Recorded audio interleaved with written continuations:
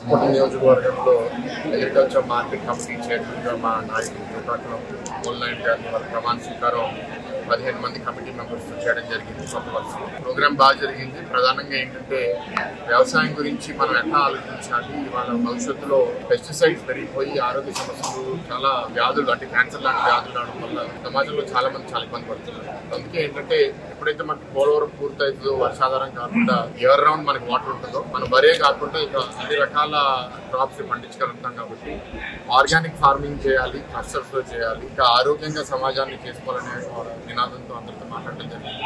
అంతేకాకుండా ఈ ప్రభుత్వం పూర్తయి ఒక సంవత్సరం అయిపోవడము, ఇప్పుడు ఇవాళ మా ముఖ్యమంత్రి గారు ఒక పిలుపు కూడా అందరికి ఇవ్వడం, పరిపాలన తొలడు కానీ దానికి ఇప్పుడు మా ఎమ్మెల్యే లలిత్ కుమార్ గారు రేపటి నుంచి 1 month ప్రోగ్రామ్ కూడా పెట్టుకుని ముందుకెళ్ళడం జరగబోతుంది. సంక్షేమ పథకాలు కూడా చాలా మంది చెప్పారు మేము చేయలేమని, కానీ ఆల్రెడీ మేజర్ పథకాలన్నీ అమలు చేసేయడం, త్వరలో ఆగస్టులో కూడా మిగతా కూడా చేస్తారని గవర్నమెంట్ చెప్పడం కూడా అందరికీ చాలా ఒక నమ్మకం కలిగించే పరిస్థితి.